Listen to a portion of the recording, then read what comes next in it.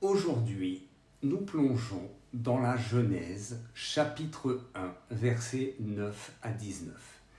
C'est le moment où Dieu sépare les eaux et fait apparaître la terre, puis la végétation, le soleil, la lune et les étoiles. On nous dit que c'est l'ordre parfait de la création. Mais est-ce que c'est vraiment un ordre parfait? Est-ce que ce texte décrit le monde tel qu'il est, ou est-ce qu'il raconte surtout la manière dont les hommes ont voulu justifier leur pouvoir sur la nature? On va lire ce passage et ensuite on va le confronter aux trois grandes traditions religieuses et surtout on va le critiquer. Genèse chapitre 1, versets 9 à 19. Dieu dit que les eaux qui sont au-dessous du ciel se rassemblent en un seul lieu et que le sec paraisse. Et cela fut ainsi. Dieu appela le sec terre et il appela l'amas des eaux mers. Dieu vit que cela était bon. Puis Dieu dit que la terre produise de la verdure, de l'herbe portant semence, des arbres fruitiers donnant du fruit selon leur espèce, et ayant en eux leur semence sur la terre. Et cela fut ainsi. La terre produisit de la verdure, de l'herbe portant semence selon son espèce, et des arbres donnant du fruit, et ayant en eux leur semence selon leur espèce. Dieu vit que cela était bon. Il y eut un soir, et il y eut un matin, ce fut le troisième jour. Dieu dit qu'il y ait des luminaires dans le firmament du ciel, pour séparer le jour d'avec la nuit, qu'ils servent de signes pour marquer les époques, les jours et les années, et qu'ils servent de luminaires dans le firmament du ciel, pour éclairer la terre. Et cela fut ainsi. Dieu fit les deux grands luminaires, le grand luminaire pour dominer le jour, et le petit luminaire pour dominer la nuit. Il fit aussi les étoiles. Dieu les plaça dans le firmament du ciel, pour éclairer la terre, pour dominer sur le jour et sur la nuit, et pour séparer la lumière d'avec les ténèbres. Dieu vit que cela était bon. Il y eut un soir, et il y eut un matin. Ce fut le quatrième jour. Alors voilà, le texte est clair, solennel, presque parfait. Mais si on gratte un peu, si on compare ce que disent les traditions religieuses et ce que l'on vit aujourd'hui, ça devient tout de suite beaucoup plus troublant. Regardons ça de près.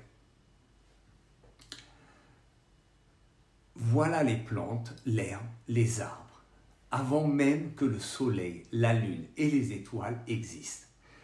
Alors déjà, avouons-le, scientifiquement, ça ne tient pas 2 minutes. Comment une plante peut pousser sans lumière? Mais peut-être que le but n'est pas de raconter la biologie. Peut-être que ce texte est une mise en scène, un récit pensé pour imposer un certain ordre. Et soyons clairs, un ordre qui a surtout servi aux hommes. Dans le judaïsme, le Midrash explique que Dieu crée un cadre avant la vie. Sans séparation, rien ne peut pousser. Le mot espèce répété est une frontière. Chaque chose doit rester à sa place. Mais ce langage de séparation, est-ce une bénédiction ou un enfermement? Pour les chrétiens, Augustin dit que cette verdure symbolise la grâce divine. La terre fertile, c'est l'image de l'âme prête à recevoir la parole. En clair, ce passage prépare le terrain à l'incarnation. Mais on voit bien ici, la nature n'est plus l'objet central. Tout est déjà orienté vers l'homme et surtout vers le Christ. Dans l'islam, le Coran reprend l'idée. Chaque plante qui pousse est un signe renouvelé de Dieu. Dans la sourate 2, verset 164, on nous rappelle que la pluie, la verdure, les cycles naturels sont des preuves pour ceux qui réfléchissent. Et sourate 67 affirme que les cieux sont créés sans aucune imperfection. Mais cette lecture insiste sur l'obéissance, la création prouve la souveraineté absolue de Dieu et l'homme doit s'y soumettre. Alors, voilà ce que je vois. 3 traditions différentes, mais toutes sont d'accord sur un point. Elles lisent ce passage comme parfait, divin, incontestable. Et c'est là que Spinoza intervient et qu'il brise le mythe. Spinoza dit en gros, ce n'est pas Dieu qui a écrit la Genèse pour l'homme, c'est l'homme qui a écrit la Genèse pour lui-même. On a inventé un Dieu qui sépare, qui organise, qui fixe les espèces, exactement comme nous aimerions que le monde soit, bien rangé, stable, contrôlable. Résultat, pendant des siècles, on a cru que tout était fait pour nous, que les terres, les plantes, le soleil, la lune, tout ça n'avait qu'un but, servir l'homme. Mais regardez où ça nous a menés. Forêts rasées, océans plastifiés, espèces entièrement disparues. Alors, est-ce vraiment un ordre parfait ou juste un récit qui a servi d'alibi pour exploiter la nature? Et puis, franchement, les plantes avant le soleil. C'est absurde. Mais symboliquement, ça dit tout. Ce texte n'a rien de scientifique, il est politique. Il dit, voilà l'ordre du monde, voilà qui commande, voilà ce qui doit rester séparé.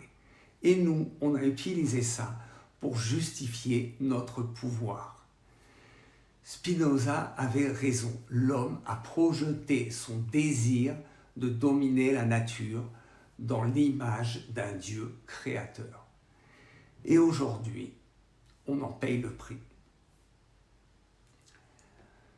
Le 3e et le 4e jour de la Genèse, ce n'est pas une leçon de science. C'est un discours de pouvoir. On nous dit Dieu sépare, Dieu fixe les limites, Dieu impose l'ordre.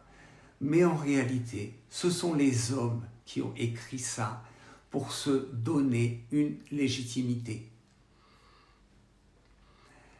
Alors, est-ce que ce texte est une révélation divine ou une idéologie humaine? Moi, je pense qu'il faut avoir le courage de poser la question. Et est-ce qu'on va continuer à utiliser Dieu comme excuse? Ou est-ce qu'on va enfin assumer que c'est nous qui avons brisé l'équilibre? Et vous, qu'en pensez-vous? Écrivez-le en commentaire et débattez, critiquez. Abonnez-vous si vous voulez continuer à gratter sous la surface des textes sacrés, parce que ce n'est que le début.